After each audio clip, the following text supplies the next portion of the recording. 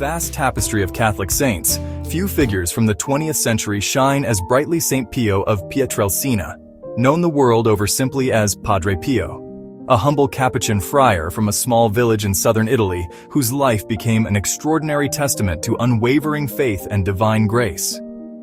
People from every walk of life were drawn to him. The poorest peasants, the most learned scholars seeking not just miracles, but a tangible connection to God. His story is not just supernatural events, but profound love, immense suffering, and a dedication to saving souls. He lived a life that was a prayer, a visible sign of God's presence.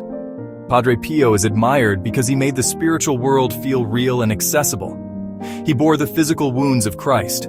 He spent countless hours in the confessional, bringing God's mercy. Holiness is not distant or unattainable. It is a journey possible for everyone, even amid great trials. He showed the world that a simple trust in God could move mountains, heal the sick men, broken hearts. A man given over to God's will from his earliest days, a life of spiritual warfare, physical pain, constant sacrifice, yet always focused on bringing souls closer to Christ. He became a spiritual father, offering powerful prayers and practical advice.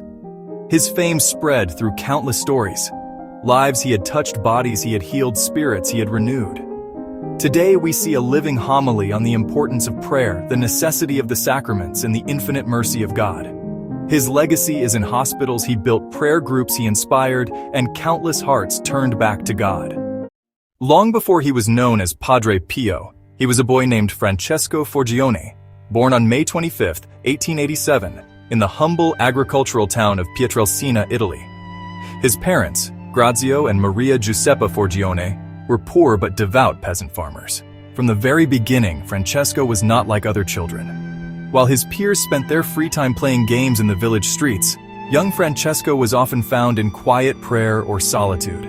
His heart was already attuned to the divine, and he possessed a spiritual sensitivity that was remarkable for his age. His mother would later recall that he was a quiet, obedient boy who seemed to have a constant awareness of God's presence, preferring the company of Jesus and the Blessed Mother to worldly amusements. This deep, innate faith was nurtured within his simple and pious family. The Forgione household was one where the rosary was prayed nightly, and faith was the very bedrock of their existence. Francesco saw angels, spoke with Jesus, and even engaged in battles with demonic forces from a very young age, experiences he believed were normal for everyone. His innocence and piety were so profound that he dedicated himself to God before he was even old enough to fully comprehend the meaning of a vocation. He felt an irresistible call to give his entire life to the service of the Lord, a desire that burned brightly in his young soul and set him on a path of total consecration. He practiced penances that were far beyond his years, often sleeping on the hard stone floor with a rock for a pillow, all out of love for God and for the conversion of sinners. His love for the Eucharist was intense, and he longed for the day he could receive his first Holy Communion, an event that became a cornerstone of his spiritual life.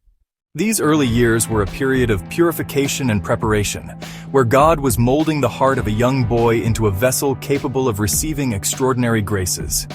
His childhood was not marked by grand events visible to the world, but by a hidden interior life of profound prayer and sacrifice that was building the foundation for his future mission. By the age of 10, Francesco had made his desire to become a friar known to his parents.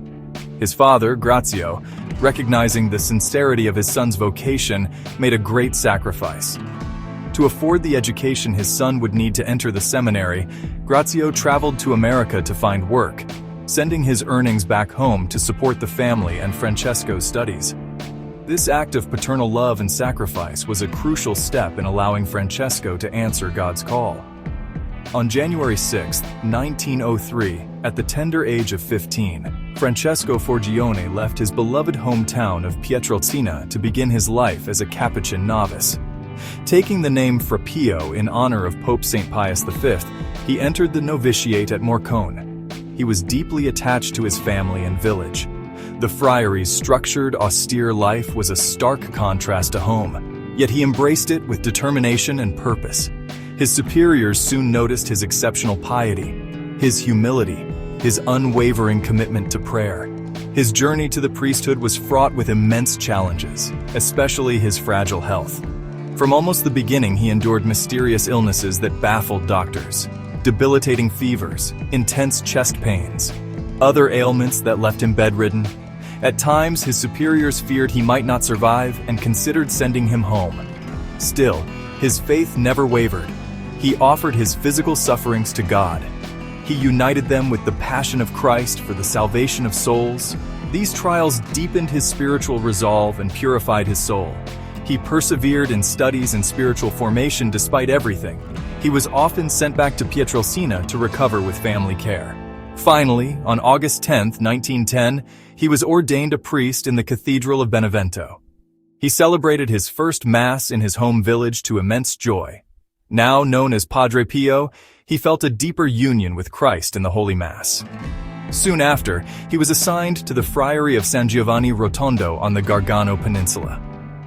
The mountain air was thought to aid his health. That remote friary would become a worldwide pilgrimage center. On September 23, 1968, after 50 years of bearing the sacred stigmata and a lifetime of service to God and neighbor, Padre Pio passed from this world to his heavenly reward. In death, a final miracle occurred. The wounds that had marked his body for half a century vanished completely, leaving his skin smooth and unblemished, a final sign that his earthly mission of suffering was complete. His passing was mourned by millions around the world, but it was not an end. It was the beginning of a new chapter in his mission, as his spiritual influence and intercessory power seemed only to grow stronger from his place in heaven. The enduring legacy of Padre Pio is a powerful and simple message, a threefold call to faith, hope, and love. Pray, hope, don't worry, he famously advised. This was not a call to passive inaction, but a call to active, childlike trust in a loving God who is in control of all things. He was canonized a saint by Pope John Paul II in 2002, a formal recognition by the Church of a holiness that the faithful had recognized for decades. Saint Pio of Pietrelcina remains a friend in heaven for millions, drawing innumerable souls back to the Church and to a life of prayer and devotion, fulfilling Padre Pio's ultimate mission of leading souls to the eternal embrace of divine love.